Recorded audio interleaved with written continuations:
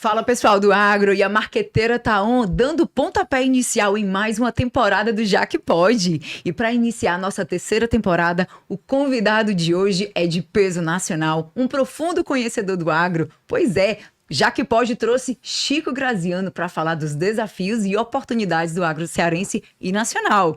E também para enriquecer o nosso debate, Rodrigo Gregório, professor do IFCS Ceará, um apaixonado por bovinocultura, e Diego Trindade, um parceiro nosso também e apaixonado pelo agro. E eu sou Jaqueline Diógenes, dando início a mais uma temporada do Já Que Pode, porque Já Que Pode tudo. Sejam muito bem-vindos, meninos! Obrigado. E aí, hoje a gente sauda o nosso querido Chico Graziano, que está num tour pelo Ceará, né? Conhecendo as fazendas, conversando e trazendo muita singularidade e insights aqui para o agro. O Chico, ele deu ontem uma pequena palestra muito interessante, onde ele falou dos desafios e das novas perspectivas de mercado. E aí a gente vai falar sobre isso hoje. Chico, dá um pequeno panorama aí do agro brasileiro, para depois a gente entrar no agro cearense. Pois não, obrigado. Já que pode, parabéns pelo trabalho de vocês aqui. Obrigada. Eu tenho discutido em várias regiões do país, porque me convidam, com a experiência que eu adquiri na minha vida profissional, em gestão pública, na política, como pesquisador e professor, quais são os desafios. Por quê? Porque o agro, em geral, no Brasil, está indo muito bem. O Brasil está se tornando uma potência agrícola mundial. O Brasil já é o maior exportador mundial de commodities. Ultrapassamos os Estados Unidos. Nós ainda não somos o primeiro em produtos processados, carnes processadas ou outros produtos assim. Mas em commodities nós já somos o primeiro. E todos os projetos que daqui 10 anos, daqui 15 anos, o Brasil vai realmente seguir esse caminho que é vitorioso. Muito bem. Só que não são apenas flores que encontramos pelo caminho. Há dificuldades, há riscos, há desafios a serem enfrentados. Então essas são as questões que me motivam a conversar com produtores rurais, com lideranças rurais, como vim fazer aqui no Ceará, né? Mas quais são os desafios? Começa pelas mudanças climáticas. O mundo todo está muito preocupado com elas estão acontecendo realmente. Quem é produtor rural sabe disso. Talvez aqui pelo Nordeste a situação seja um pouco diferente, mas no Centro-Oeste brasileiro ou no Sul brasileiro, pega o Rio Grande do Sul. O Rio Grande do Sul está sendo muito difícil produzir. Eles estão de novo enfrentando uma seca. Em 10 anos é a sexta vez, né? Veranicos fora de hora, como o Centro-Oeste tem passado. Então, os riscos da produção agropecuária estão se tornando cada vez mais comuns em função de ondas de calor, né, que afetam o Paraná todo, afetam o Mato Grosso todo. E, curiosamente, em certo sentido, no Nordeste, por efeito das mudanças climáticas, alguns estão registrando que está chovendo mais. Que, de qualquer forma, então, vejam, é uma vantagem para o Nordeste. Se Sim. nós, do resto do Brasil, estamos sofrendo, ou no mundo todo, com mudanças de clima, em algumas regiões, essas alterações podem favorecer algum tipo de produção. Então, é preciso estar muito atento a esse tema. Esses que eu chamo de desafios. O outro, só para ficar nos dois primeiros, para conversar mais com vocês aqui todos, são as questões de gestão da propriedade rural, né? Não dá mais para fazer como era antigamente as coisas. Tocar fazenda no papel do pão. Tem gente que nem anota em papel, né? Mas hoje em dia, com tantos requisitos, né, você precisa profissionalizar a gestão da sua propriedade, do seu negócio, encarar como um negócio e não mais como um negócio de casa, né? E na gestão da propriedade rural, na gestão da produção rural, existem algumas dificuldades, são outros desafios. Qual é a maior hoje no Brasil todo? Mão de obra. Ninguém está encontrando mão de obra para trabalhar. Então vou pegar um exemplo. O mercado mundial do café está espetacular. Cafeicultor brasileiro nunca ganhou tanto dinheiro como agora, nesse ano. Nos últimos 50 anos, ninguém vai falar disso. Café remunerando muito bem. Por quê? Porque o mundo está bebendo muito café. Os chineses estão bebendo café. E a safra de café do Vietnã, que é um grande produtor, do Brasil, não estão conseguindo acompanhar. Na Colômbia, muito bem. Então, todos estão projetando para os próximos anos, 10 anos, daqui 20 anos, vai demandar café. Então, cara, vamos produzir café. O Ceará pode produzir café? Pode. Existem algumas serras aqui com altitude suficiente para produzir um bom café, um café de qualidade. Tá bom, então vamos produzir café. Cuidado com a mão de obra. Como é que você vai colher esse café? Como é que você vai tocar esse café? Então, são questões que não existiam antes. Antes você decidia produzir e você tocava o pau e você vendia fácil. Hoje, para vender também é difícil. Como é que você acessa os mercados? Tem que ter qualidade. Muita gente exige certificação. Qual certificação? Né? Qual selo você vai pegar? Então, nós estamos em uma transição de uma agricultura anterior para uma nova agricultura. O Brasil está indo muito bem, mas são desafios que tem, que precisam ser enfrentados e superados. Eu acho que o Rodrigo pode trazer uma ótima perspectiva lá do Vale do Jaguaribe e da cadeia produtiva da bovinocultura, que é o forte aqui do Ceará, né? A gente tem um histórico, uma tradição, e o Rodrigo não só é professor, mas também um produtor rural. Então, Rodrigo, como é que está hoje esse cenário? Como é que você avalia essas questões?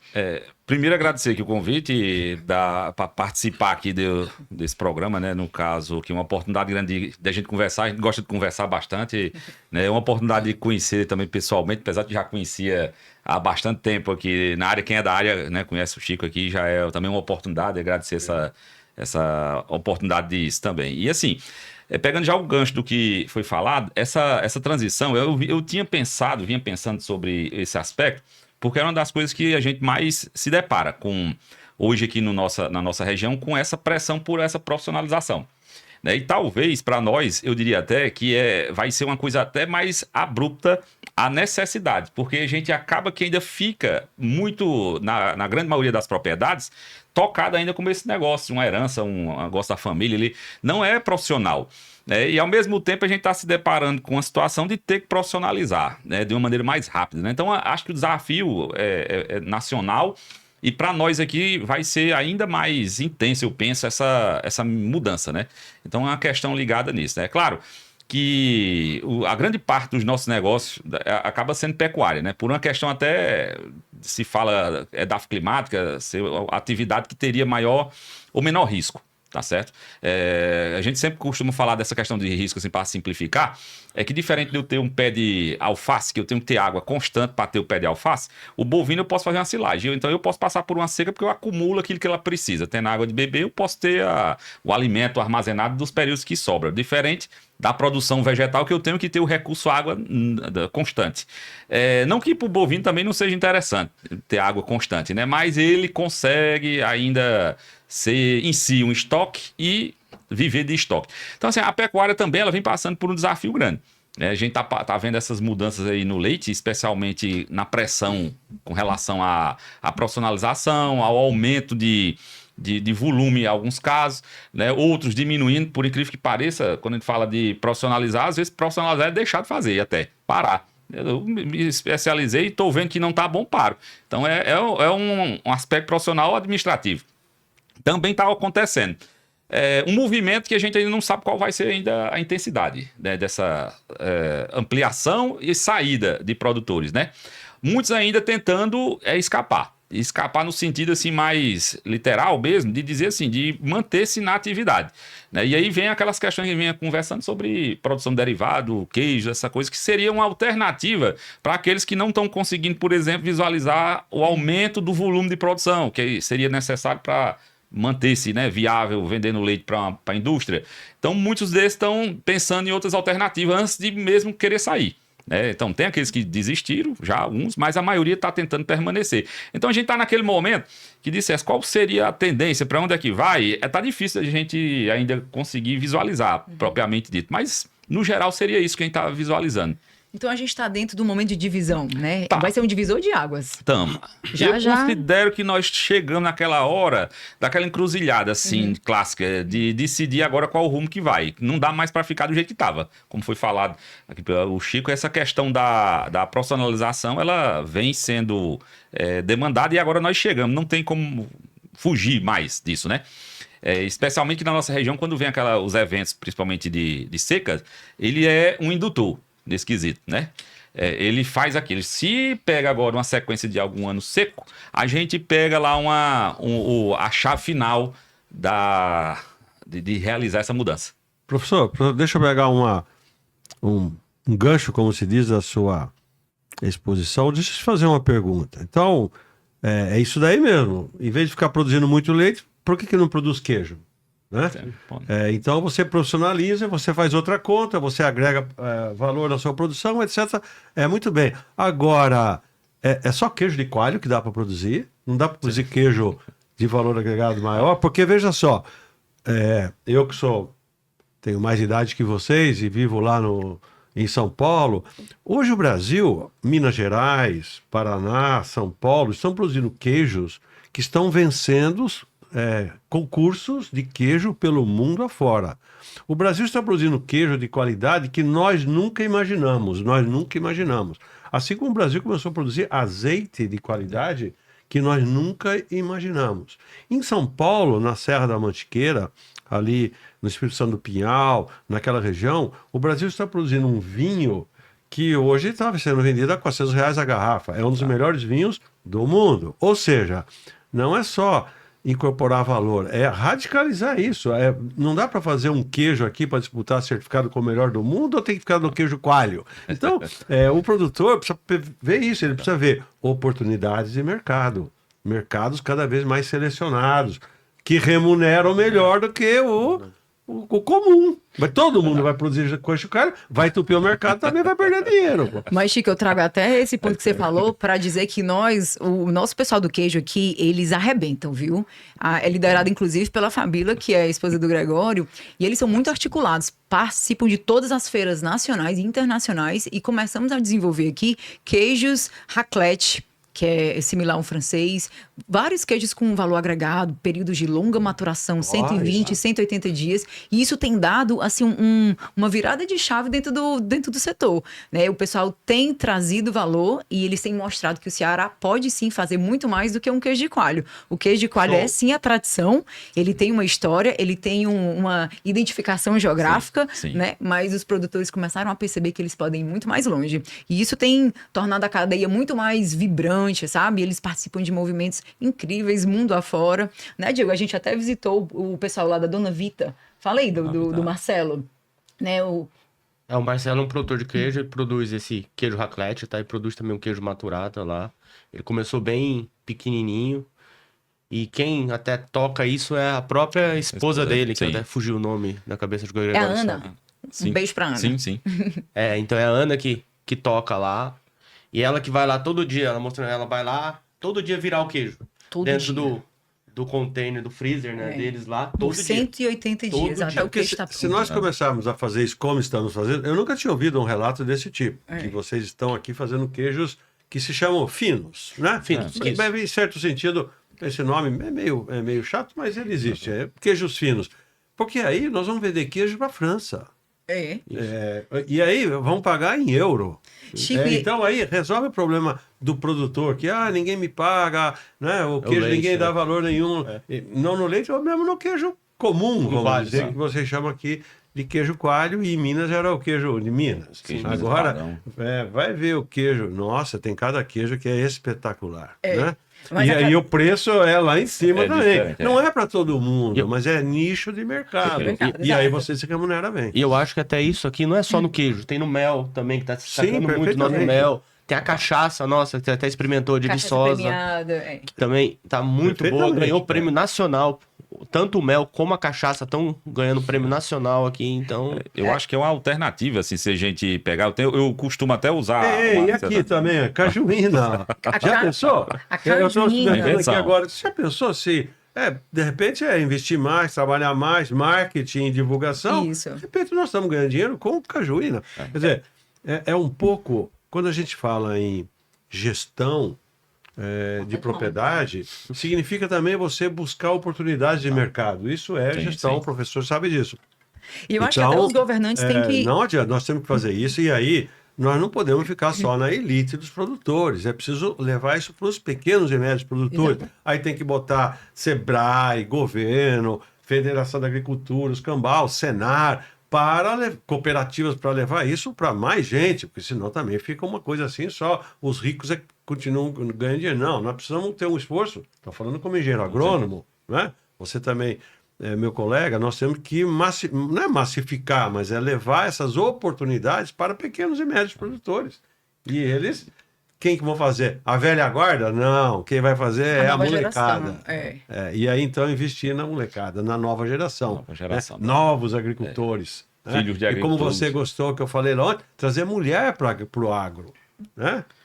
Para fazer essas coisas que a velha guarda não sabe fazer. Ficar olhando, fala, pô, mas como é que eu vou vender queijo na França? Por que não? Nós já estamos vendendo queijo na França. Né? E eles estão gostando. E indo para concurso também, daqui vai... Minas Gerais tem ensinado muito ao Ceará de como agregar valor ao produto. Bacana, é isso aí. E outra coisa que eu achei interessante nas minhas andanças por aí é que o pessoal do queijo, como eu disse, eles são muito articulados, eles estão implementando a rota do queijo como uma outra estratégia, que é o agroturismo. Então, o Vale do Jaguaribe, que tem essa parte do queijo bastante impulsionada, eles estão mapeando, tem até um aplicativo que você já encontra as principais queijarias, e aí quem tem interesse de fazer essa rota do queijo, em breve, né, vai ter acesso a queijarias artesanais. Por exemplo, essa do Marcelo, que o Diego contou, eles têm um selo arte. Gente, esse selo arte é super difícil de ser conquistado. Tá falando sobre isso. Junto ao Ministério, eles conseguiram lá tirar o selo arte. Que é uma prova de autenticidade, de tradição, de história. Então, carrega muito mais do que só um queijo, sabe? Ele carrega uma história de um estado, né? Ele tem uma autenticidade. Então, casos como o do Marcelo estão começando a ser replicados aqui, sabe, Chico? E em outras cadeias também. À medida que as coisas vão acontecendo, as pessoas se sentem inspiradas e falam, por que não? Então, tá dando certo. Isso aí, né? Isso aí. Por que não, né? Vou atrás disso também, né? Quero também. Pegando esse ponto também, achei interessante aqui que a gente tem nessa questão da profissionalização, muitas vezes, o que está faltando é, talvez, a pessoa se aceitar que, por exemplo, ele tem um produto bom. Por incrível que pareça. Muitas vezes, a gente tem os produtos que já tem tudo aquilo que qualquer produtor desejaria, que é ter um produto reconhecido como de qualidade, com características, assim, diferenciadas. Né? E a gente tem, vou pegar um exemplo assim, o ovino Morada Nova, todo mundo que gosta de carne de ovino fala que a carne do ovino Morada Nova, ela realmente tem um sabor diferente. Que tem ou não tem, eu não estou dizendo que teria, mas tem um público que diz que tem. Então tem gente que está disposta a comprar aquele produto em detrimento a outros. Então a gente tem isso com ovino, tem isso com queijo, né? Tem isso com a mel. manta de Tauá também. A manta, né? A gente tem essa tradição de vários produtos que são já prontos enquanto produto. Está faltando profissionalizar a cadeia, a comercialização, para pôr valor. Divulgação. Né? Porque o valor, né, é a questão ligada a essa questão da organização da venda também, né? Não é preço, é valor. A pessoa precisa entender o que é aquilo, né? Você pegar o queijo lá do Vale do Jaguaribe, a gente tem o queijo um pouco assim, ele é o queijo de coalho, mas no Vale do Jaguaribe ele tem um processo que é posterior à própria produção do queijo, quando você coalha e põe na forma, e depois já do queijo pronto, eu volto ele pro soro e cozinho o queijo no soro. E isso faz uma diferença nas características do produto, do ponto de vista de textura e sabor. E nesse quesito, vamos dizer assim, existem as diferenças. O queijo do Vale do Jaguaribe tem uma característica, o queijo do Tauá tem outra, o queijo do Sertão Central tem outra. E isso quase se perde. Por incrível que pareça, quase se perde, porque há uns 20 anos atrás, por exemplo, teve um projeto de padronização do queijo dentro da lógica industrial. Então era a tentativa de todo mundo fazer o queijo igual, que é a ideia do modelo industrial. Sendo que o artesanal quase se perde, porque era justamente essas diferenças, que seria como é que o seu avô fez aquele produto, né? Que o pessoal conhecia. Não, é o bolo de Dona Maria, não, é o bolo fofo igual a qualquer outro, mas o dela parece que é a mão, que o pessoal é a mão que faz aquela diferença, né? E a gente tá resgatando isso nesse sentido aí. Chico, e ontem você falou de um assunto que gerou muito momento de reflexão. Foi sobre sucessão. Quando você fala assim, sucessão não vai cair do céu. E é verdade. Eu percebi que muitos produtores não estão preparados para uma sucessão, ou eles não estão pensando nisso. E agora, como é que vai ser? A gente está no momento de transição, divisor de águas, a sucessão é momento crucial e não está se falando nisso. E aí? Traga verdades. Não, falando está, porque eu diria, a grande maioria dos produtores rurais que eu conheço estão nervosos, preocupados, porque eles não têm sucessores. Quem vai continuar tocando o meu negócio? Né? Quem é o seu sucessor? Passamos por um período muito difícil, os sucessores desapareceram. Agora, e face ao crescimento, às novas tecnologias, eu diria, está havendo um certo interesse maior de jovens para o agro, por conta do avanço tecnológico. Gente jovem gosta de tecnologia, né? E a hora que vê um drone funcionando no campo, ele se interessa por aquilo, ele quer ajudar aquilo lá, etc. Então, tem um pouco a ver com tecnologia. Agora, a questão fundamental, quem trabalha com gestão, eu trabalho com gestão, o Gregório também, é a seguinte, que foi que eu falei ontem, você disse que gostou. Escuta, você tem sucessor? Não, mas você está preparando? Porque a gente fala para mim, meu filho não quer saber das coisas que eu faço. Escuta, você que assustou ele ou você preparou ele e ele não quer? O que está acontecendo? Ou seja, não cai do céu. Não dá em árvore, sucessor. Você tem que preparar. Você quer que o seu filho seja, você tem que dar a ele oportunidades. E aí vem um problema de geração. Em geral, os mais velhos acham que os mais jovens não entendem nada, né? Eu, como professor, faz 40 anos que eu dou aula, só isso, né? É um problema. Há uma resistência sempre à mudança. E os jovens são muito melhores que nós, os velhos, né? Mas os velhos não reconhecem. Então, é preciso ter processos que estimulem a formação de sucessores. Não precisa ser filho, pode ser um sobrinho, pode ser uma pessoa qualquer que você requisite, que você treine para ser o seu sucessor no seu negócio do agro. Eu tenho uma sucessora que é minha filha, tem 32 anos de idade, né? Mas eu que sabia, eu tenho uma fazenda, produzo gado, bezerro em Goiás, muito bem. Então minha filha é engenheira agrônoma, mas eu que dou aula sobre isso, o que eu fiz? Filha, tem que estudar fora, ficou 1 ano na Europa. Ela é fluente em inglês. Ela ficou 6 meses na Holanda, ficou 6 meses na Inglaterra, depois se formou em Piracicaba.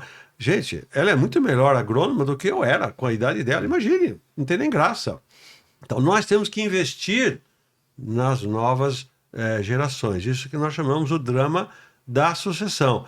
E isso tem um pouco a ver com o trabalho que é feito, vamos dizer, de mobilização, de incentivo, de juntar pessoas, que é o que o EPROCE faz aqui, e o Diego conhece, porque o Diego é um dos que carrega o piano desse encontro de produtores, não é, Diego? Quer dizer, como é que você, pessoal, vamos investir nisso, vamos trabalhar nisso. Você é um jovem que veio aqui para o Ceará e está fazendo diferença. Não, aos poucos a gente vai fazendo, vai começando, juntamente até com o Gregório também, que é um dos organizadores, né? A intenção do EPROCE, né, é fazer essa união, né, dos produtores, né, como o Alexandre fala, é reunir para unir, né? E eu acho que uma das nossas principais pautas, realmente, o Gregório, deve ser a sucessão, pautas mulheres. Eu acho que o EPROCE empresarial, nós deveríamos criar, né, novos grupos. Não é só o EPROCE, porque daí fica só produtores, só homens, só... A gente devia criar o EPROCE mulher, EPROCE, né, jovem. Pra ideia boa. Desmistificar um pouco, né? Isso que é só, né?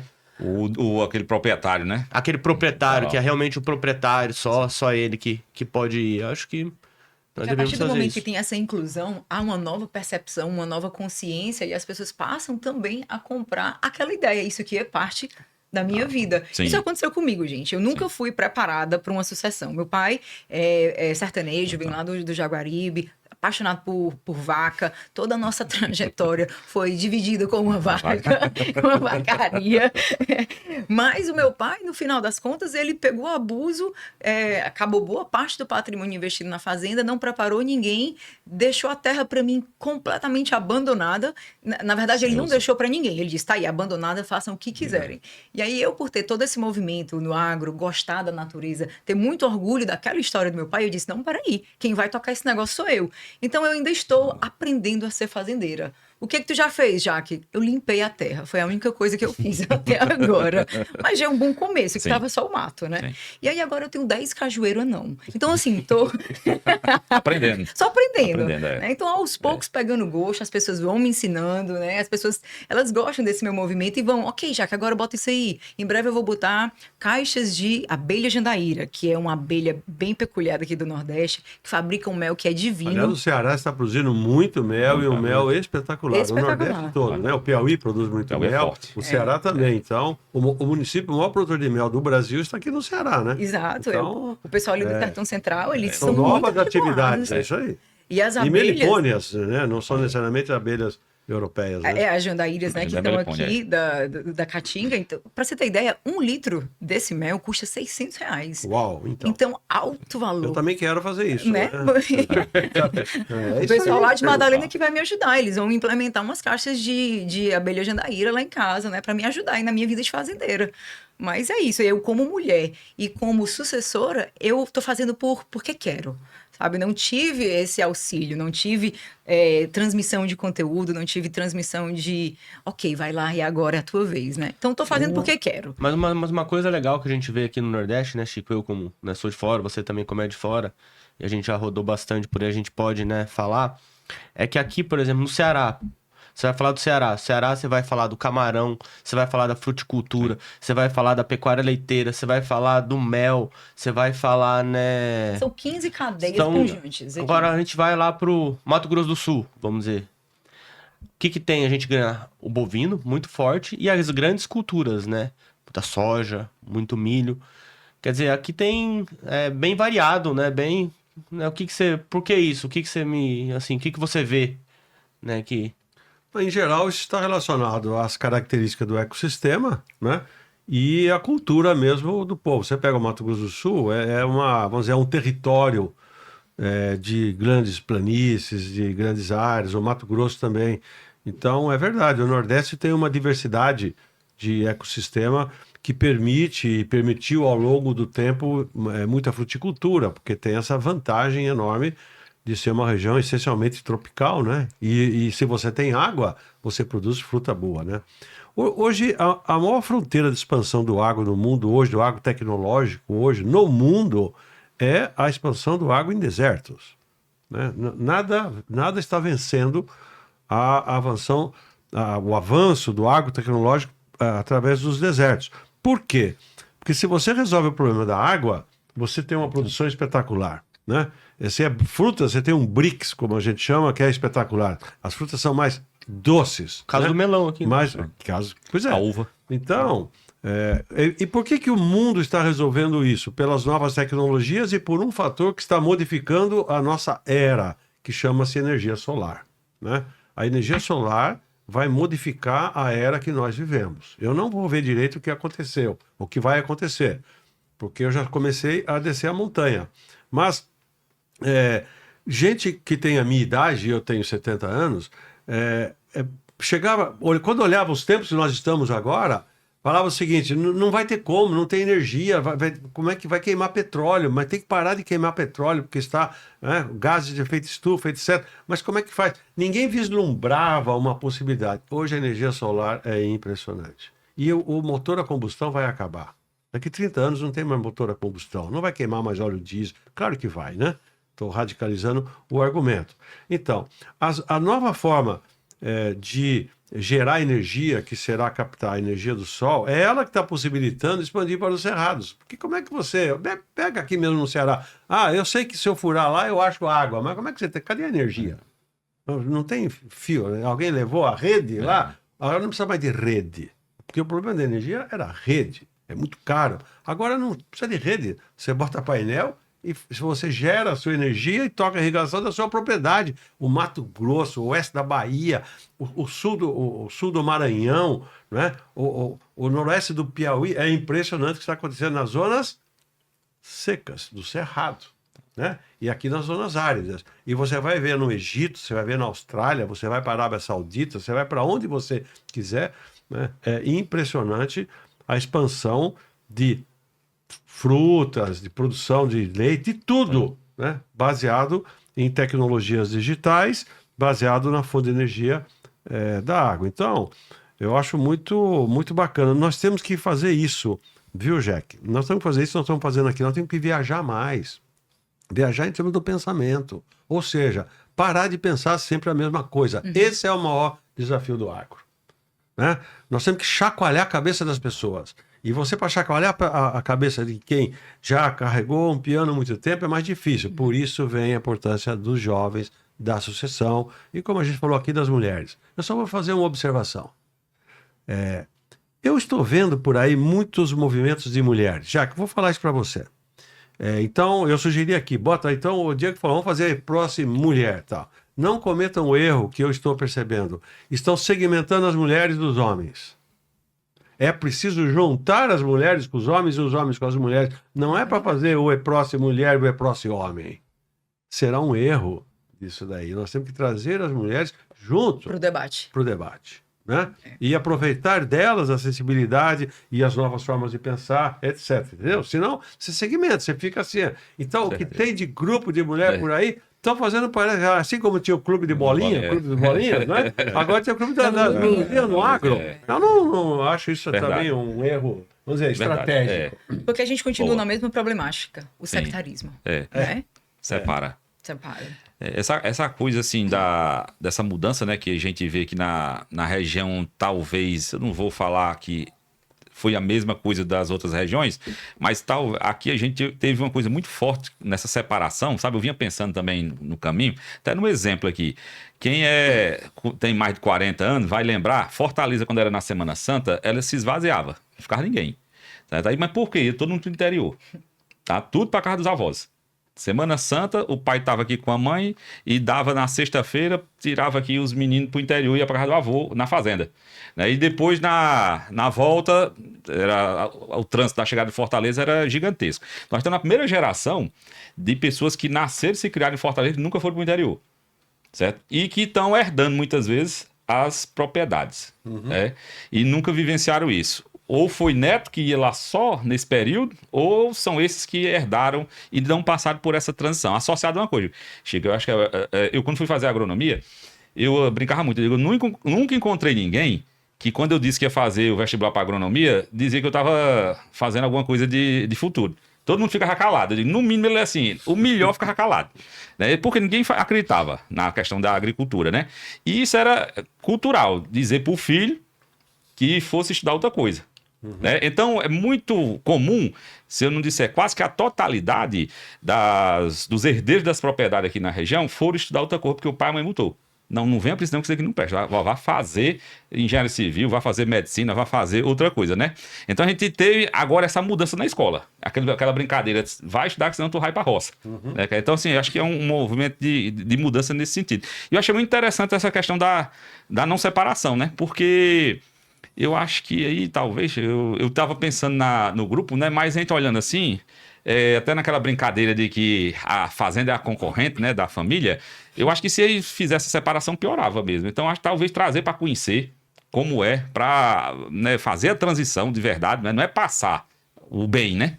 É passar o negócio. Trazer a consciência de que aquilo ali é um bom negócio. E tem uma coisa que eu sinto falta, assim, como eu muitas vezes rodava nas propriedades, ia lá para fazer alguma consultoria, implantação de cultura, a gente sempre ficava vendo ali aquilo que não é propriamente produção, né? Tanto é que baseou uma proposta de um curso de especialização que a gente estava montando lá em Limoeiro, e uma disciplina que eu coloquei lá, como sugestão, era de se sentir dono, que é o ownership, né? Que é você ter essa questão de você passar por um treinamento mesmo, de conseguir tocar aquele negócio como dono. Por incrível que pareça, falta até isso. A pessoa não foi treinada no dia a dia com o pai e com a mãe para saber como é que lida com o negócio. Como é que eu converso com a pessoa? Como é que eu vou lá no fornecedor? Como é que essa coisa que era passado mesmo acompanhando. Não é estudo. É essa coisa do conhecimento passado do pai para o filho, no sentido da administração. Como é que administra? Como é que eu me porto? É uma coisa que eu acho também que está faltando. Certo? Precisa também ter o foco nesse aspecto. Por incrível que pareça, é uma coisa que não... Rodrigo, mas será que aquele sentimento de que nossos pais, eles não foram eficazes na sua gestão, e aí eles têm aquele trauma? E aí eles não querem que a geração passe por isso, então não tem essa valorização?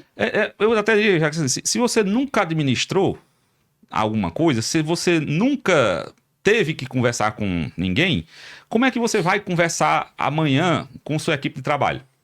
Se você nunca foi o pai nunca deu uma suinoculturazinha para você começar ali a tocar, ter que comprar uma ração, ver como é que negocia, né? Essa relação interpessoal.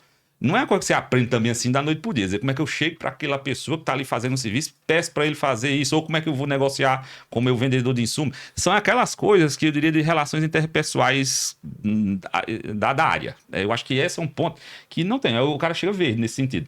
ele é proprietário, ele tem a técnica, ele sabe administrar os números, mas ele nunca administrou esse tipo de negócio, propriamente dito, sabe? Mesmo que seja o proprietário ou o filho do proprietário. Esse é um ponto que eu acho que a gente não tem. É isso daí. A era da tecnologia e com o mundo digital que nós estamos... Eu cortei aqui por causa da tosse. Eu sei que ele vai ter que cortar por causa da tosse. Diego, peraí, temos uma emergência aqui com o Diego. Vai, tosse com vontade. Tosse à vontade. Eu tô segurando toda eu tô vendo. Toma cajuína. O negócio de cajuína é antitosse. Vai. Cajuína, tela mais viscosa, então vai carregar esse bagaço que ficou por aí.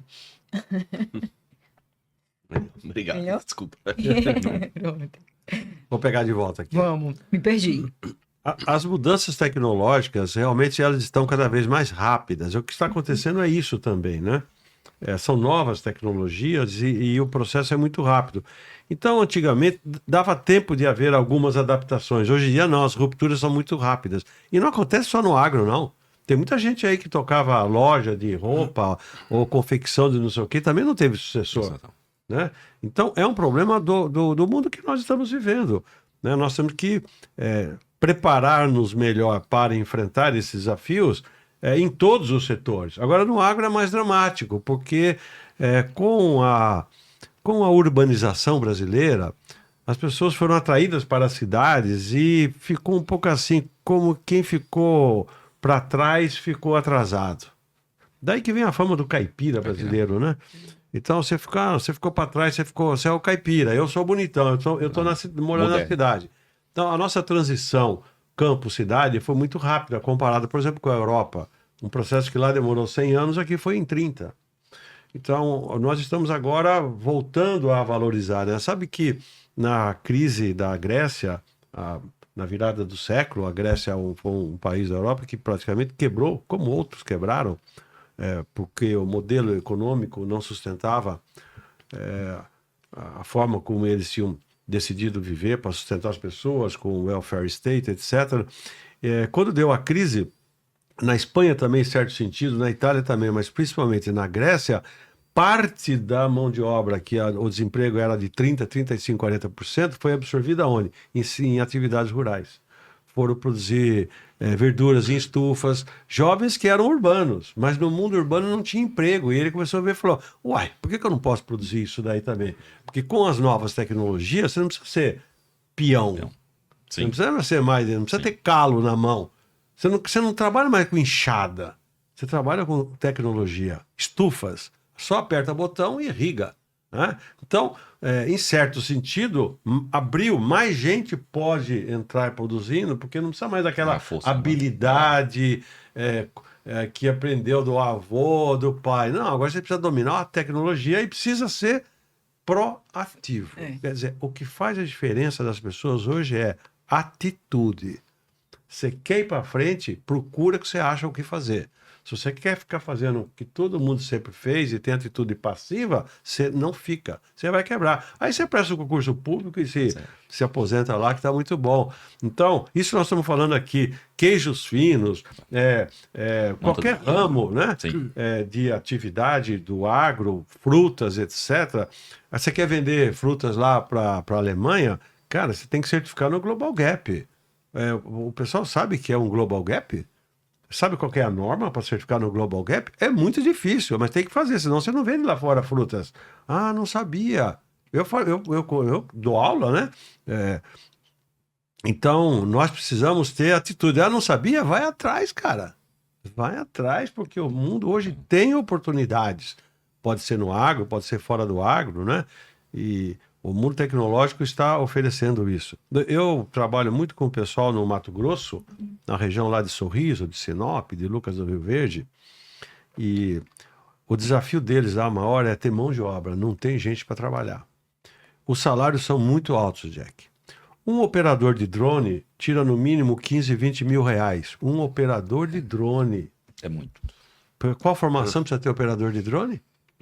Nenhuma. Ele precisa ser só um moleque esperto, não é isso não? Certeza. Ele tira 15, 20 paus na boa. Os caras disputam para quem é capaz. um operador de máquina agrícola tira 8, 10, 12 mil reais. Um operador de trator. É o dobro do que em São Paulo, por exemplo. Por quê? Falta gente. Então, você tem que estar atento a essas oportunidades. Às vezes você tem que sair, né? E abrir a sua fronteira, né? Sim. É isso aí, né? Ô, Chico, você está falando em empreendedorismo e pensar fora da caixa. Aqui tem um pessoal que é bem interessante, a gente torce muito por esses empreendedores que investem e que eles realmente acreditam. E aqui tem um pessoal que há 20 anos atrás, eles visualizaram no Ceará o cenário ideal para produzir açaí. Né? Então, eles apostaram com todas as forças. Primeiro, o que ele pensou? Bom, tem um período de entre-safra no Ceará, no Pará, certo. E tem um consumo exponencial do açaí no mundo inteiro. Vai faltar açaí. Então, vamos procurar outras áreas que a gente possa substituir esse período de entre-safra. Então, o açaí precisa de sol e água. Então, eles entraram numa parceria com a Embrapa e a Embrapa desenvolveu um açaí específico que conseguisse sobreviver por aqui. Então, sucesso. Eu não sabia disso. Pois o Ceará o Ceará produz açaí. Provavelmente é um açaí muito bom. Melhor que o do Pará. E vende Brix é melhor que o do Pará. Muito. Melhor que o do Pará. E por que está dando certo? Primeiro que a Embrapa foi crucial para poder desenvolver essa mudança genética, né, que fosse adaptável, e também por conta das horas de sol. Então, a gente descobriu que aqui no Ceará, e nós temos essa abundância, que é o sol, que é excelente para a fruticultura. E aí tem esse caso de sucesso com o pessoal da açaí, que está dando super bem, eles agora têm um modelo de negócio que eles estão estimulando os produtores a vender e eles garantem um processo de compra, né? Então, eles fomentam toda a cadeia e distribuem para o mundo todo. Então, um caso super interessante. E o outro é o cacau. O pessoal lá de Limoeiro também está fazendo isso. Então, porque o Recôncavo Baiano não está mais dando de conta, né? Vai faltar cacau e eles começaram a procurar outros lugares. E aí aqui, mais uma vez, consegue dar de conta por quê? As horas de sol, a tecnologia do gotejamento está dando certo e o consorciamento com outras culturas. Então, lá eles estão consorciando com banana, 6 hectares, super bem sucedido, já está mandando para fora, transformando o cacau em chocolate cearense também. Então, o pessoal daqui tá vendo? É um chocolate muito bom, viu? Agora, outro dia eu escrevi sobre isso, o Diego com certeza eu sei que leu. Eu próprio, fazendo meus estudos, o que eu descobri? Eu acho que muita gente aqui do Ceará não sabe disso. Em termos de valor da produção, qual é o principal produto da agropecuária do Ceará? É o tomate. O tomate é o principal produto da agropecuária do Ceará em valor da produção. Vocês são um grande produtor de tomate. Muita gente aqui nem sabe disso, ou seja, não é açaí, não é cacau, vocês têm um tomate espetacular. É Ibiapaba. É mais do que castanha. Boi, mais do que castanha, mais do que o tomate. Recentemente. Então, veja, é incrível a possibilidade de fazer as coisas. A goiaba, vocês estão produzindo muita goiaba também, né? Frutas em geral. E flores. E as flores? Nossa, as flores aquele perímetro, como é que chama mesmo daquele projeto que eu lembro da época do Tatsu Gereissati? Lá na São Benedito. Na Ibiapaba também. São Benedito, lá na Ibiapaba. Não, do perímetro irrigado. Os perímetros foi o Tabuleiro de Russas e o Baixacaraú. É um desses aí. Quer dizer, os dois que não tem. Tem ali, acho que uns 25, 28, 30 produtores de flores, né, que produzem... tropical, as tropicais. Mas tem rosas espetaculares também. Mas aonde que tá? Era no perímetro irrigado que produzia as tropicais, né? Essas flores tropicais. Lá e tem as rosas lá na serra. As rosas do seu... Essas que o senhor está falando... da Serra. Da Serra da Ibiapaba, que hoje é o grande distribuidor de rosas do Brasil, né? Eles mandam, inclusive, lá para a Alhambra. E tomate é lá também, né? Ibiapaba também. Sim. Metade deve ser em Ibiapaba, no caso do tomate, né? E tomate, não é tomate de roça, não. É tomate dentro de estufa. Tudo estufa. Tomate dentro de estufa. Tudo estufa. Poxa vida, que bacana, hein? Eu vendo uma coisa também que eu acho interessante falar, porque assim, a gente tá falando de culturas, né, que não eram tradicionais aqui, como oportunidade, né? E a gente tem as tradicionais também, que muitas vezes estão passadas despercebidas como grande oportunidade. A gente tava com os alunos, inclusive lá, era um que não quis ir trabalhar, eu falo, em outras propriedades, quis assumir a propriedade do pai. fez o sentido inverso que a gente estava falando, né?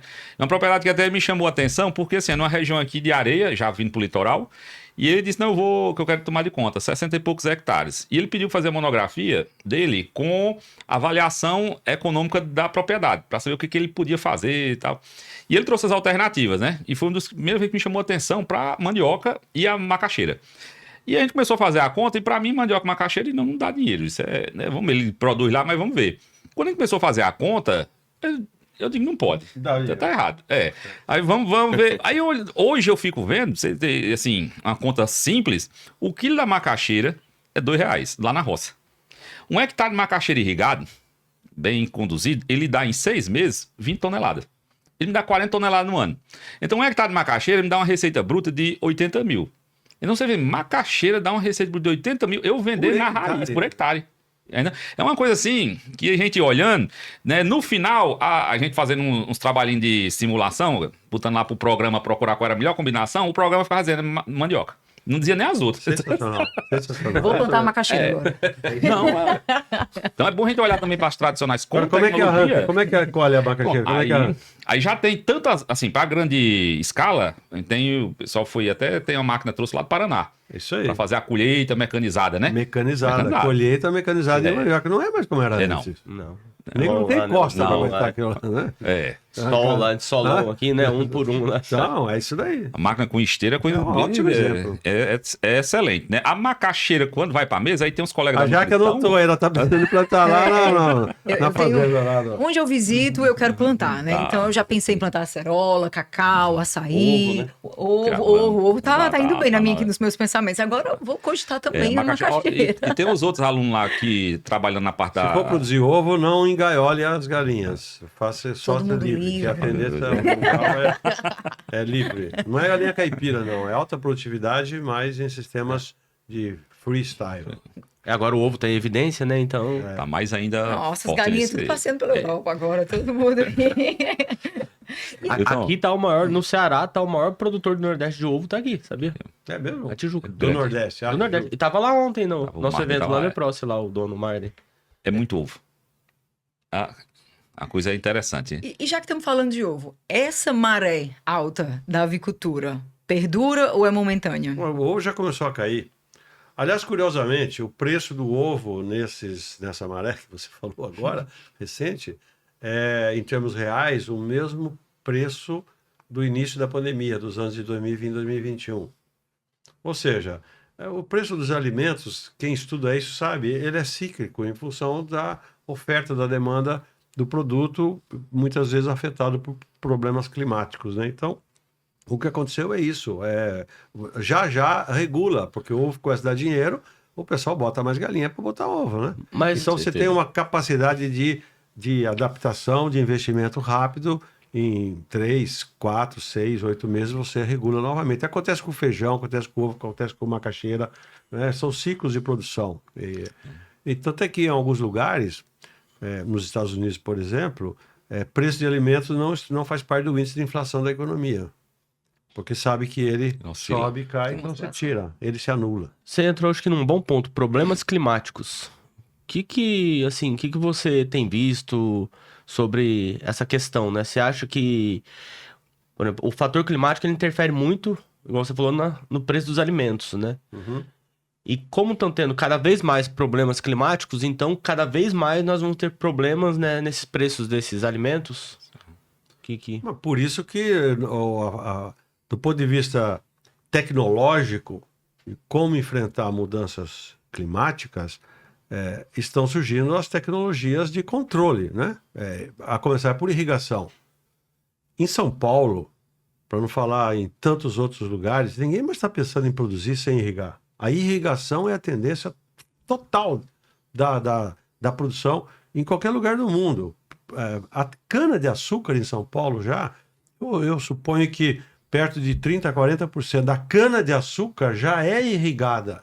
Pô, irrigação de cana-de-açúcar. Ninguém imaginava fazer isso, professor, né? Com certeza. Isso em São Paulo, no Mato Grosso do Sul, mais ainda. Porque você tem veranicos que não são mais veranicos, né? De repente, o veranico que tinha 10 dias, hoje são 30 dias sem seca, derruba a produtividade. Então, os processos de produção controlados, né? Estufas, como nós falamos aqui do tomate. Vai plantar tomate por aí?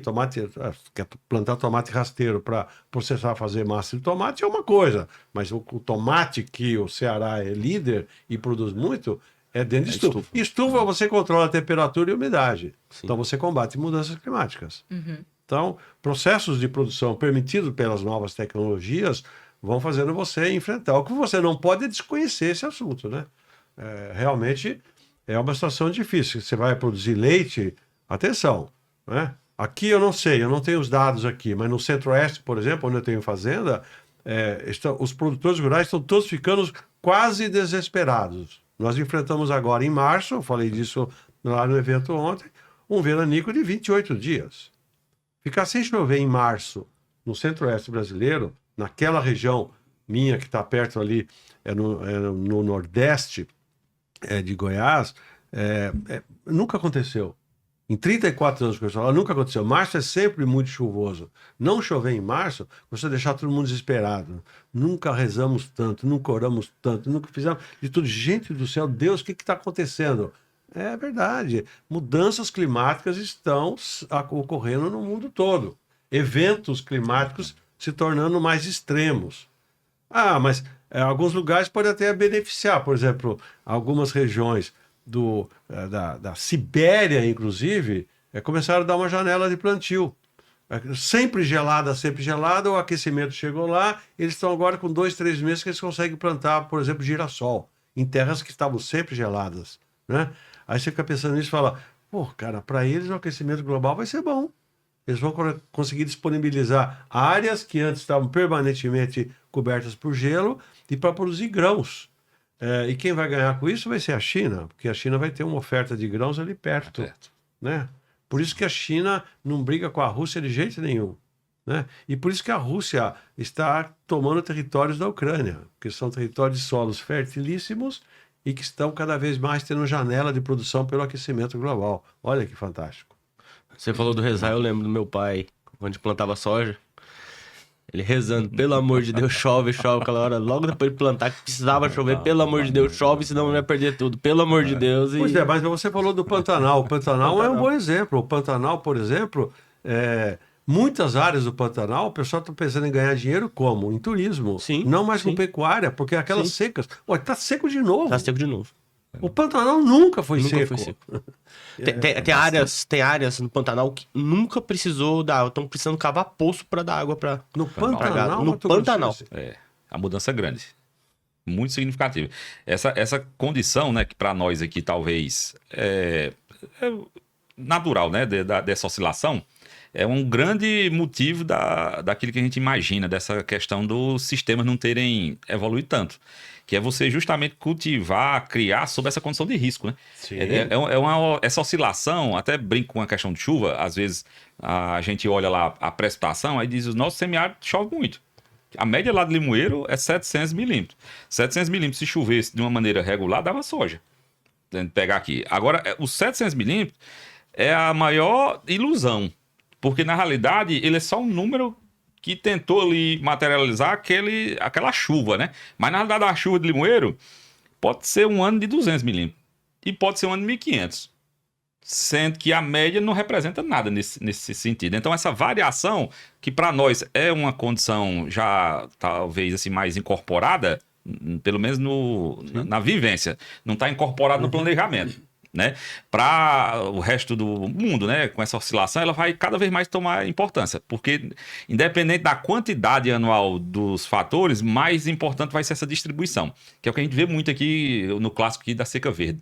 A seca verde, quando a gente fala de seca verde, tá falando que o cara plantou, você chega lá, tá bem bonitinha a soja. A gente tem casa aqui que quando chegou no período de colheita, tava linda a soja, mas não tinha grão. Não tinha grão. Mas uma coisa também, na minha época, eu lembro que a gente plantava sem olhar pivô. Era uma coisa do outro mundo, assim, né? Todo mundo falava, não, é muito caro, não dá. Aí a fazenda que tinha pivô era exemplo, todo mundo ia visitar, todo mundo ia ver. Hoje acho que tá ficando mais... Mas era muito caro mesmo, né? Em geral, acontece com qualquer bem, né? Com geladeira, com televisão. Aumenta a escala de produção e os custos fixos fazem reduzir o produto. Então era mesmo muito caro e a energia para tocar era muito cara. Agora os processos são mais simples, as máquinas consomem pouco, não usa mais óleo diesel e você toca com energia solar. Sabe aquelas máquinas, sabe esses projetos que vocês conhecem aqui, aquelas bombas enormes nos projetos, isso tudo vai acabar. Isso tudo vai virar dinossauro. Porque agora são máquinas pequenas, super eficientes. Você aperta com o botão e a energia não é mais elétrica, mas é a energia que você capta no próprio local. Então, está tudo mudando. É isso que nós precisamos ver. Isso precisa ser precificado, precisa ser considerado um modelo de produção, né? Você tem que calcular riscos. Essa é a agricultura que vai para frente. Quem prestar atenção nisso vai para frente. Quem achar que, será que foi um azar? Vou ficar rezando só para Deus, rezar. Vai melhorar. Olha, você faz o que você quiser. Agora, cuidado, né? Faça a sua parte, né? Faça a sua parte, né?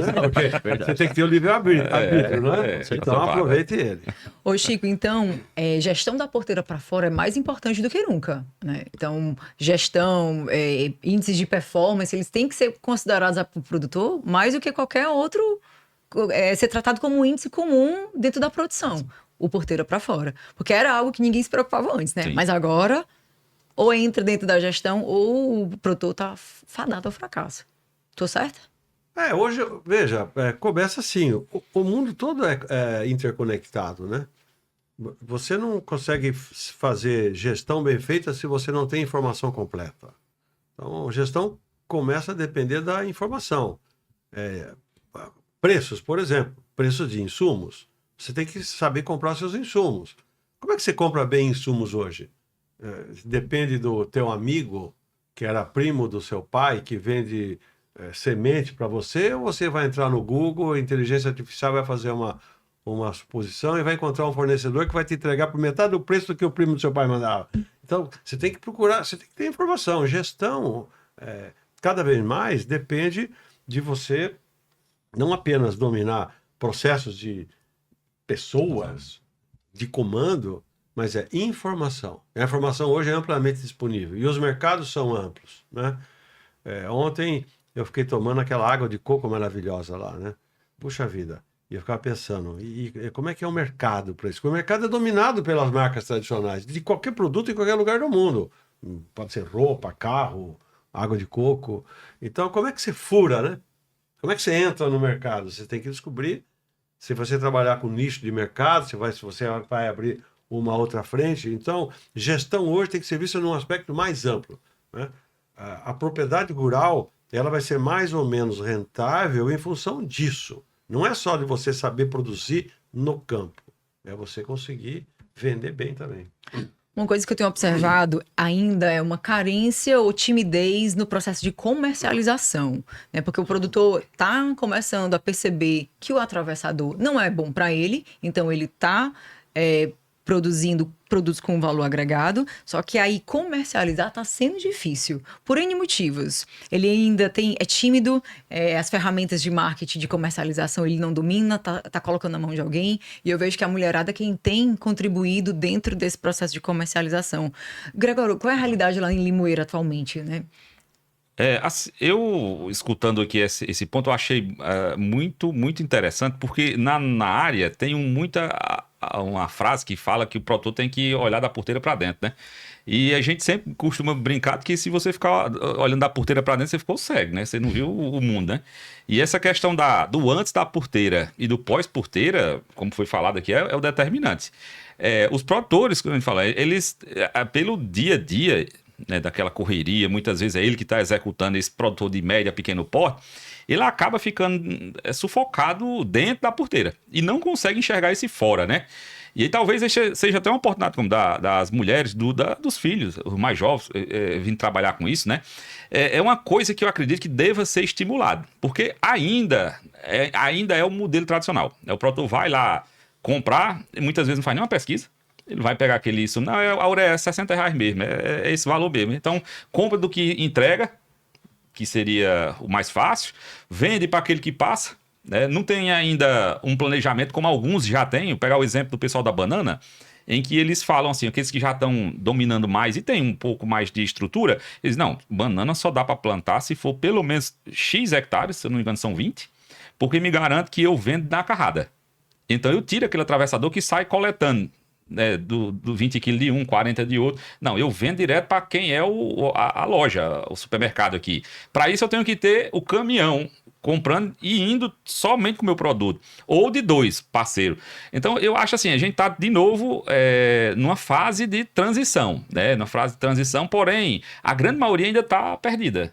Não tem acesso, falta informação. Ele nem tem acesso do antes nem do depois. Não é que falta. Falta para ele. Pra a informação está disponível. Ele que não vai buscar. Não consegue, Ele não tá ligado. Não tá ainda. Foi o que eu perguntei. Você tá on? Muita gente ficou lá naquela. Você tá on? Só tava eu. Só você tá ligado? Vocês não tem o portal, não serve para isso? Sim. O portal para abrir negócios? Os portais, há vários, né? Tem muita gente que... E a gente estimula muito esse da porteira para fora. Sobre técnicas de desenvolvimento da porteira para fora, agregar valor ao produto, novos mercados, produtos nichados, vitrine digital, e-commerce. A gente tem batido muito e pelo menos despertar. Mas para isso é o que você falou, a pessoa tem que pelo menos pegar e entrar e dar uma olhada. Tem que ser proativo. Essa é a diferença, é a atitude dele. Porque está aí, está à disposição. Agora vamos fazer justiça. Os intermediários, sem eles, nós não existiríamos. Então existe uma certa injustiça histórica com os intermediários. De tudo. Por quê? O intermediário. É porque hoje você tem alternativas. Mas se não tivesse o catireiro lá em Goiás, São Paulo, é o cara que sai comprando bezerro aqui, 3 bezerros lá. Se não fosse o catireiro, você não vendia. Então, coitado, o cara foi importante. Hoje não precisamos mais do catireiro. Que mudaram as obras. Mudou a dinâmica tá diferente. Você continuar vendendo pro catireiro hoje, é porque aí você tá ferrado. É a mesma coisa do cara que tem o do leite, né? Tem o... Aqui é o que você tem o tanque. O tanque, isso aí tem o tanque. O cara vai lá e sai fazendo esse serviço, né? Catando, né, nas propriedades, trazendo pro tanque. Para depois vender pro laticínio. Né? Então ainda tem essa figura. Aqui tem muito isso aqui. Que é o intermediário daqui, se você produz um pouquinho de leite, que é para você tirar a sua misturinha ali, é um bom sistema. Agora, se você quer... Como negócio, né? Quer um up, né? Aí você tem que ser o seu tanque, né? E a tecnologia, nesse sentido, ajuda demais. Assim, pegar aqui um exemplo de um parente lá que veio morar em São Paulo, tem, talvez, eu acho que 20 anos. Veio embora. Não, eu vou trabalhar aqui no Ceará mesmo. Eu digo, vai trabalhar com o quê? Não, eu vou ficar aqui, porque o meu serviço é uma plataforma de venda. Tanto faz eu estar lá em São Paulo como estar aqui. Eu digo, como é? Não, já montou uma sala, botou um ar-condicionado lá, aqui no interior, e ele fica na plataforma dele, você entra para comprar esse copo, acessa a plataforma dele e automaticamente já gera o pedido para a fábrica com o seu endereço. E ele opera só no computador. E, olha, lá no interior, você imaginar, podia ser com produto agrícola, do pai, né? Eu acho que esse tipo de coisa é o que talvez estimulasse vir esses mais jovens para esse mundo, como eu falei, da tecnologia do drone, a tecnologia da comercialização, da venda, é uma coisa que precisa. Eu fico vendo lá a gente tem um curso técnico em agropecuária e tem muito jovem lá, muito aluno novo, e a gente fica vendo assim a questão de alguns, não são a maioria, essa disposição, mas ao mesmo tempo ele tem aquela vontade de trabalhar com uma coisa que seja assim nova, né? Essa inovação. E a gente ainda tem uma dificuldade nesse quesito assim, do pai, nesse aspecto da família, né? Trazer esse filho para fazer esse novo mercado, né? Fora da porteira. E aí vem uma coisa que eu estava me lembrando, lá no ponto atrás, eu queria falar, era essa questão do apoio institucional com relação a poder fazer esse negócio. Porque, assim, a tecnologia tem lá. Eu posso vender meu queijo. Eu posso não. Eu sei como vender meu queijo nessa plataforma. Mas eu posso vender? Aí vem o apoio, que é aquilo da institucional da legislação. A gente precisa ter normas claras, simples, facilitar para esse mundo digital aí, né? Porque eu posso vender, eu posso comprar os alunos compram lá um Arduino da China para fazer lá em Limoeiro, chega com 60 dias e posso comprar, posso vender. Mas eu posso vender a minha semente de coentro? Se eu quiser produzir, se o mercado lá está atrás. Eu acho que essa parte da legislação também era um ponto que eu acho interessante de tocar, sabe? Desse apoio a esse tipo de produtor. Porque senão acaba sendo a legislação, acaba virando um fator de exclusão. Né? A burocracia acaba impedindo ele. Ele vira um meio de excluir até, nesse quesito. Então, acho que o apoio institucional, para facilitar, para transformar aquilo ali num processo simples, é interessante. E voltando aqui para o assunto da sucessão, de como trazer o jovem para dentro, tem um movimento no IFCE, lá de Boa Viagem, que é bem interessante. Eles são agrotechs. Esse é um polo de desenvolvimento de tecnologia para o desenvolvimento do semiárido. Né? Então, lá tem aplicativos que é especialmente para o produtor de leite do semiárido. O que mais que a gente viu? Óleos essenciais provenientes da caatinga, que é para fomentar a cultura da região, trazer emprego e desenvolvimento e também novas oportunidades de negócio. Então, o que eu observei?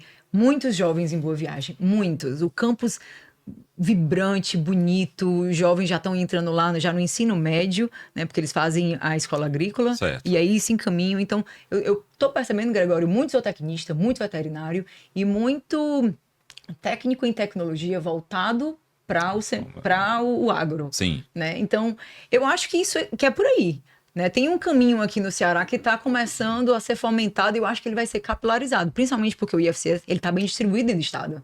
Né? Ele tem uma distribuição boa e o que a gente está vendo agora, depois desses, eu estou com 14 anos, 12 para 14 anos no Instituto, é que, por exemplo, os colegas da área da indústria, da automação, que antes era muito difícil a gente conseguir trazê-los para trabalhar no agro, e em função da demanda grande da indústria, eles estavam muito ligados à indústria. Hoje, a gente começa a ver interesse deles também em vir atuar dentro do agro, vendo como um mercado de trabalho grande, né? Então, eu acho que isso está vindo, né? A Embrapa Gado e Leite, quando foi em 2006, aqui foi feito trouxeram a Embrapa, o governo, para fazer um diagnóstico da cadeia do leite, e um dos pontos lá que eles puseram lá como fator limitante era a quantidade de técnicos no campo. A gente só tinha uma escola de agronomia em Fortaleza, uma de zootecnia lá em Sobral, um veterinário aqui. E quando ia para o campo, onde você chega, não tinha. Nunca tinha profissional. Hoje, a gente já está vendo uma mudança. Você chega nas propriedades, o filho do produtor está vindo fazer uma agronomia agora. Ele está lá agora junto do pai ou está atuando como assessor técnico, está numa loja. A gente vê agora os profissionais no campo. Antes, quando eu terminei de trabalhar com forragem, quando você fala assim, quem é que trabalha com forragicultura do Ceará? Tinha 3 agrônomos que atuava com forragicultura. Hoje você tem um número, não sei nem quantos. Então, eu acho que isso também está sendo uma mudança bastante significativa nesse quesito, sabe? E atraindo os jovens. Só que aí vem aquela coisa, precisa então ter aquele espaço para aquelas tecnologias. Mas eu acho que nós estamos nessa mudança também. É outra transição. É uma grande transição, né? Nesse quesito também da educação. Lá tem até o iBody. Olha que interessante. Bacana. Né? Eu adoro o iBody. Eles estão tentando. O problema é que também falta divulgação para isso, né? A gente tem feito esse trabalho. Eles fazem as coisas internas, muita coisa interna, como a própria Embrapa também, faz muita coisa interna, só que não divulga. Então ninguém sabe o que está acontecendo, o que está fazendo. Isso acho que é também um gargalo grande deles, a divulgação. Diego, se eu pegar assim, a gente tem lá uma unidade de pesquisa que fica dentro do perímetro irrigado lá em Limoeiro. Dentro do vizinho a Fapija. Se você me perguntar quantas vezes entrou um produtor lá para vir falar com a gente sobre alguma coisa de produção, nunca entrou. Nunca entrou. Não. Eu nunca recebi ninguém lá dizer, eu queria ir lá conversar para ver como é que... Não, nunca. Vai falar de outra coisa. Mas... Falta de interesse ou porque não sabe? Eu acho que é cultura. Eu acho que é cultura. Você pode saber. Eles sabem lá na região, não, divulgado? Eu converso com muita... Não, assim, não vou falar do Instituto em si, falando mais especificamente comigo. Assim, que eu acabo tendo uma relação, mas acaba sendo assim, vai fazer uma visita para conversar de outra coisa. Você tem o pessoal da fruticultura, pouca gente vai. As poucas que foram são justamente as grandes. Vou pegar um exemplo aqui da Agrigo Famosa, da Itaueira, é quem ainda procura. Mas os produtores, mesmo aquele médio, não tem essa... Eu acho que é um outro ponto que a gente precisa melhorar. Essa ligação justamente do setor produtivo com a academia. Eu não estou dizendo nem culpa de um nem de outro. Está faltando alguém ou fazer esse link. Não tem. É um outro aspecto. É verdade. É porque às vezes o produtor não sabe que tem isso. Sim. E acaba não indo. Assim, os grandes sabem porque o grande, é o que você falou, tá lá lendo, vê, sei lá, Instagram, vê jornal, vê tudo. Agora os que não tem... É como se de alguma forma ele não achasse que ele faz parte daquilo, né? Ele não vai. A necessidade... para ser sincero, eu não sei também dizer qual seria o motivo, né? Você pega lá que as grandes tecnologias, de certa maneira, têm sido puxadas por... Eu falo cultural, porque se a gente for perto, quem que é a Agrigo Famosa? Quem que é o proprietário? Ele não é daqui. Não é daqui, é São Paulo. Então, assim, muitos desses... Assim, claro, tem os cearenses também que puxam alguns negócios, mas, no geral, na média, não é, assim, da cultura daqui, é ir atrás daquele conhecimento. Eu acho que eles falam, não, isso pra mim é muito grande, eu não consigo fazer isso. Por isso, pra mim, eles veem aquilo muito grande, eles se veem muito pequenos e não é pra eles. Talvez uma síndrome de cachorro vira-lata ainda, de se achar inferior em relação... O que sabe já é suficiente. O que sabe já é suficiente. Aquilo... Provavelmente é o que explica mais, é isso. Né? É a atitude da autossuficiência. Não, é assim, eu sei fazer já. Vocês estavam falando aí de falta de informação, falta isso, falta aquilo. Ô, Diego, sinceramente falando, eu não sei, porque tem muita coisa que acontece e a gente também não sabe. Né? Estou pensando aqui Vocês são bem mais jovens. Outro dia, então, minha filha tem 32 anos, está com a fazenda minha lá, em Goiás. A gente produz bezerros. Então, agora vai começar a apartar bezerro. Tira lá 200 bezerros, 250 bezerros, é o tamanho nosso. Então, a última vez que eu estava lá, preparou um lote de 30 bezerros. Nós separou, que bezerrada bonita. Acho que vou vender. Vamos vender, pai? Vai. Vamos vender, precisa pagar umas contas aí, porque ela toca a fazenda, mas eu pago as contas ainda, né? Entendeu? Aí, falei, então vai vender. Ela falou, tá bom, tal, não sei o quê.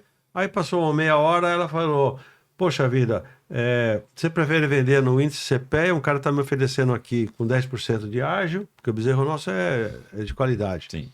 Bezerro de 200 quilos, 220, 230 quilos. Aí, desmamado, né? Aí, como ela já tinha vendido. Meia hora. Mas como é que ela vendeu? Ela separou os 30, ela fez um vídeo, botou no grupo, o grupo recebeu 3 ofertas, ela em meia hora ela vendeu a partir de uma pessoa não precisa de ninguém. Nem eu fiquei sabendo. Como é que ela vendeu aquilo lá? E o cara já passou um pix e já foi embarcar no dia seguinte. Então, quem tá ligado tá fazendo isso. De repente essa molecada aí tá fazendo muito mais em rede do que nós sabemos. Que é como os jovens fazem, né? Eles têm as redes de informações. Eu conheço um pouco, por exemplo, o trabalho das startups lá de Piracicaba. Que Piracicaba, na Exalc, é onde é o Vale do Silício Caipira, lá em Piracicaba, né? É impressionante. A hora que eles jogam lá na rede, entra um produtor, entra uma empresa com um desafio, e esse desafio, eu preciso de tecnologia para resolver esse problema aqui, a hora que ele bota lá, o mundo se move imediatamente. Centenas de empresas ofertam, né, na rede soluções. Eu quero, é como se fossem editais, né? Tá. Fala assim, não, eu quero pegar isso daí, eu sei como resolver, eu preciso de 10 dias para resolver, e 10 dias o cara gera. Quer dizer, é um negócio assim. Eu vou lá, eu sinceramente, eu nem entendo direito como é que eles funcionam, mas eles funcionam pra caramba. Muito bom, muito bom. Bom, gente, o bate-papo tá muito bom, mas a gente já conversou por 1h10, então eu acho que o pessoal já tá meio cansado, então a gente vai dar uma finalizada por aqui. Foi um prazer, seu Chico Graziani, tê-lo por aqui. O seu conhecimento, a sua bagagem cultural, a sua experiência engrandece a todos que te escutam, trazem reflexões memoráveis, né? Bota a gente para pensar. Eu aproveito e agradeço também o Gregório. Gregório, muito obrigada. Você tem desempenhado um papel fundamental dentro do Vale do Jaguaribe, dentro da bovinocultura, né? Não só com conhecimento, mas com pesquisa, paixão também e boa vontade de ensinar o produtor em cada propriedade. Diego, também muito obrigada por toda essa articulação, por promover esse agro para outros territórios, articular e conectar os produtores. E a gente fica por aqui, gente. Muito obrigada por esse bate-papo sensacional. Foi um prazer. Começamos a 3ª temporada do JacPod com o pé direito. E o meu agradecimento a você que esteve com a gente. A gente se vê no próximo episódio do JacPod, porque Jac pode tudo.